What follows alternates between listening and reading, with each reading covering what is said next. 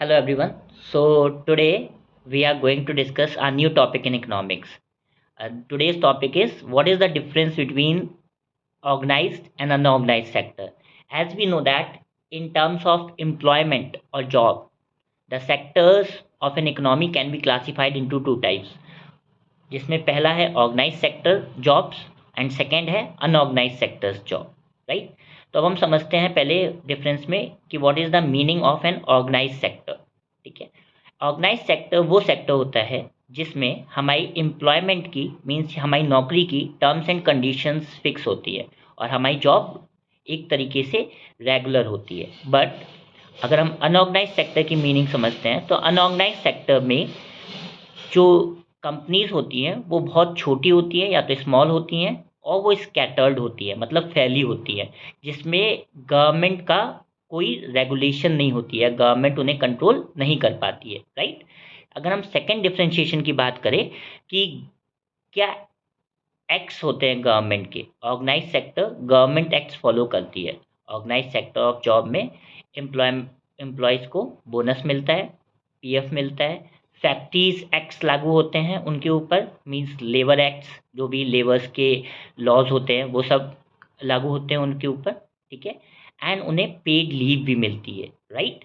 तो ये सब एक्ट्स होते हैं इन ऑर्गेनाइज सेक्टर। बट अगर हम अनऑर्गेनाइज सेक्टर की बात करते हैं और अनऑर्गेनाइज सेक्टर में उन्हें ये कोई एक्ट शामिल नहीं होते हैं in the unorganise sector, right. अगर हम तीसरे डिफरेंशिएशन की बात करें गवर्नमेंट रूल्स की, तो organise sector government rules strictly follow करते हैं, means whatever the rules that are made by government वो अपनी कंपनीज में स्ट्रिक्टली फॉलो करते हैं और एम्प्लॉयज़ को अपॉर्चुनिटी होती है that they are governed on the basis of those rules। But unorganise sector में कोई भी गवर्नमेंट रूल्स फॉलो नहीं किए जाते हैं, ना कोई बेनिफिट्स मिलते हैं अनऑर्गेनाइज सेक्टर के एम्प्लॉयज़ को गवर्नमेंट के, राइट। अब फिक्स्ड रेगुलर सैलरी, ये फोर्थ डिफरेंशिएशन है।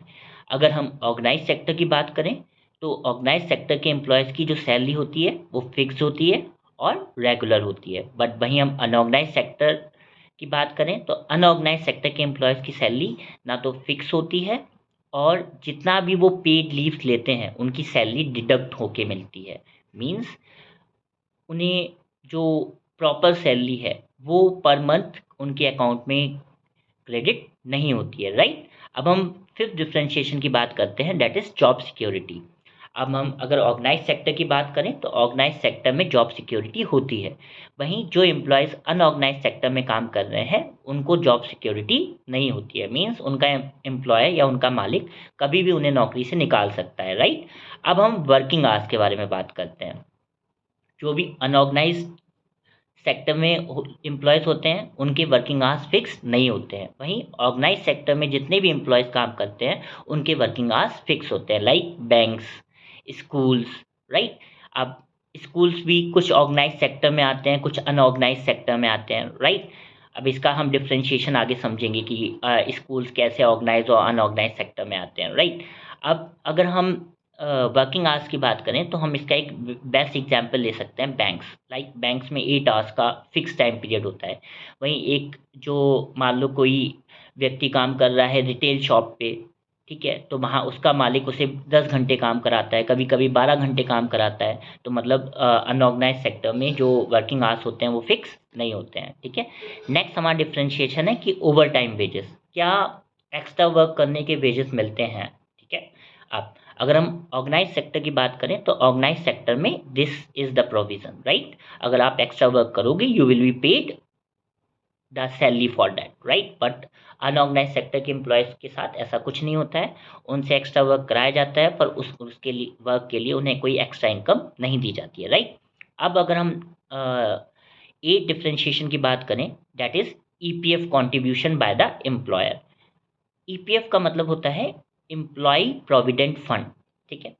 अब ईपीएफ एक तरीके से हमारी सेविंग्स का कॉर्पस होता है, राइट, जिसमें बोथ जो एम्प्लॉय है और जो एम्प्लॉयर है दोनों हाफ हाफ कंट्रीब्यूशन देते हैं जितनी भी अमाउंट बनती है ईपीएफ अकाउंट में, लाइक, और बेसिकली 12% ऑफ योर सैलरी का ईपीएफ में जाता है, राइट। नाउ तो 12% तो आप अपनी सैलरी से कंट्रीब्यूट करोगे और वही 12% आपका एम्प्लॉयर भी कंट्रीब्यूट करेगा, whatever the salary structure you can, right.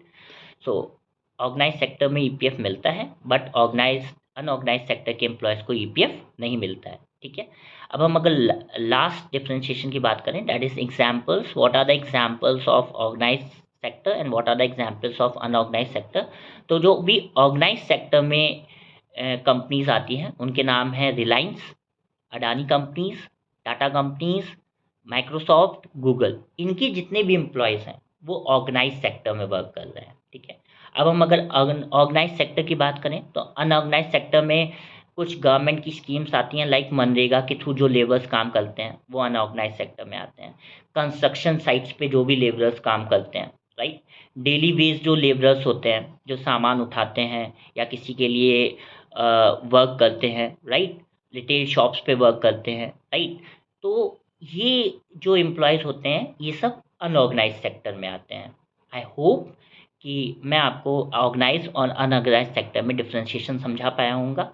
अगर आपको डिफरेंशिएशन अच्छे से समझ में आया है तो please like and subscribe my channel. Thank you so much. And the notes and the differentiation I have already mentioned at the starting of this video and at the end of this video along with the description, right. Thank you so much everyone, have a good day.